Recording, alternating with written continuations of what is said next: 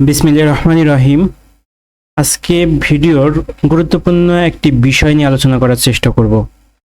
আমরা বর্তমান সময়ে অনেকেই এই সমস্যায় আক্রান্ত, বিশেষ করে যারা টিনেজার অথবা যাদের বয়স 15 থেকে 30 বছর, এদের মধ্যে এই প্রবণতাটা অনেক বেশি দেখা যায়। তো বিষয়টি হচ্ছে, পাকা চুল টেনে তুললে কি হয় বা আমাদের চুল পাকে কেন। এটি কালের কণ্ঠ পত্রিকায় 13 জুলাই 2025 তারিখে আসছে। তো বিষয়টি আমরা যদি এইরকম ভাবে চিন্তা করি, বয়স বাড়ার সাথে সাথে চুল পাকবে, এটাই স্বাভাবিক এবং এটাই স্বাভাবিক নিয়ম। কিন্তু বয়স বাড়েনি, চুল পাকতেছে, এই বিষয়টা কিন্তু স্বাভাবিক নয়। এটি একটু চিন্তার বিষয় এবং বর্তমান সময়ে এই বিষয়টি নিয়ে অনেকেই আলোচনা করেছেন এবং অনেক বিজ্ঞানী, অনেক ডাক্তার বিভিন্ন ধরনের মতবাদ প্রকাশ করেছেন। তো আমরা সাধারণত চুলের রঙের জন্য যেই হরমোনটা দায়ী বা চুলের কালার বা কালো হওয়ার জন্য যেই হরমোনটা দায়ী, সেটার নাম হচ্ছে মেলানিন।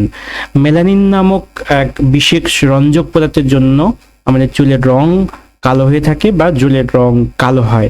তো আরেকটা বিষয় আমরা জেনে রাখি ভিডিওর মাঝখানেই, যে চুল যদি সাদা হয় এবং সাদা চুল যদি তুলি, তাহলে আমরা একটা ভুল ধারণা আছে যে একটা সাদা চুল তুললে আরো অনেকগুলো চুল পাকতে থাকে।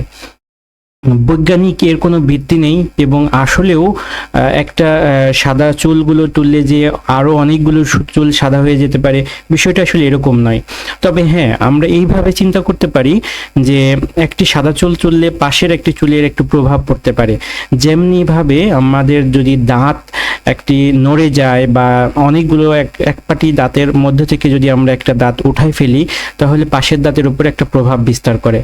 তো সেই রকমভাবে আমরা যদি নিয়মিত পাকা চুল তুলতে থাকি, তাহলে দেখা যাবে যে চুল পড়ে যাওয়ার প্রবণতাটা অনেকটাই বেড়ে যাবে এবং মাথা টাক হয়ে যাওয়ার সম্ভাবনাটা অনেক বেশি থাকবে। এই কারণে আমরা সাদা চুল হইলে তুলব না, বিষয়টা হচ্ছে এরকম। আর যেই কারণে আমরা আমাদের চুল গজায় বা নতুন চুল তৈরি হয়, সেটি হচ্ছে বিভিন্ন ধরনের রঞ্জক পদার্থ বা বিভিন্ন ধরনের ভিটামিন হতে পারে। ভিটামিনের জন্য চুল পাকা চুল উঠালে ওই একই ফলিকল থেকে নতুন চুল গজায় এবং আমরা সাধারণত যদি একটা চুল উঠাই, সেই চুল থেকে চুল গজায়। আবার ছোটবেলায় একটা ধারণা ছিল যে চুল মানে ন্যাড়া মাথা করলে বা চুল যদি ব্লেড দিয়ে কেটে ফেলি তাহলে চুল গজায়। আসলে এরকম ভাবে হয়, অনেক সময় চুলের মাথা ফেটে যায় এবং একটা চুলের মাথা থেকে অনেকগুলো চুল চারদিকে ছড়িয়ে যেতে পারে, এভাবে চুলগুলো গজাতে পারে। তো স্বাভাবিকভাবে আমরা পাকা চুল হলে উঠাবো না। আর পাকা চুল সাধারণত ভিটামিনের অভাবে বর্তমান সময়ে বেশি দেখা যায় আমাদের খাদ্যাভ্যাস, এবং আমরা বর্তমান সময়ে বেশিরভাগ মানুষই ভেজাল খাদ্যে আসক্ত বা ভেজাল খাদ্যের উপর নির্ভরশীল। এই ভেজাল খাদ্যের কারণেও আমাদের অনেক সময় চুল পেকে যায় বা চুলের পেকে যাওয়ার প্রবণতাটা অনেকটাই বেশি দেখা যায়। তো আমরা যদি নিয়মিত শাকসবজি, সবুজ শাকসবজি বা রঙিন শাকসবজি এবং বিভিন্ন ধরনের ভিটামিন পর্যাপ্ত পরিমাণে খেতে পারি, পাশাপাশি মানসিক চাপমুক্ত থাকতে পারি, তাহলে দেখা যাবে যে আমাদের এই চুল পেকে যাওয়ার প্রবণতাটা অনেকটাই কেটে যাবে এবং যাদের চুল পেকেছে সেই চুলগুলো আশা করি রিমুভ হয়ে যাওয়ার সম্ভাবনাটা অনেকটাই বেশি থাকবে। তবে যাদের অত্যাধিক পরিমাণে পেকে যাচ্ছে, দেখা যাচ্ছে যে তাদের মানসিক কোনো চাপ নেই, পারিবারিক কোনো চাপ নেই, তারপরেও চুল পেকে যাচ্ছে, তো সেই বিষয়টার জন্য অবশ্যই ডাক্তারের পরামর্শ নেওয়া প্রয়োজন। আবার অনেক সময় দেখা যায় চুলের গোড়া পাকা এবং উপরের দিকে কালো, এই বিষয়গুলোর জন্য ডাক্তারের পরামর্শ নেওয়াটা সবচেয়ে ভালো এবং বুদ্ধিমানের কাজ।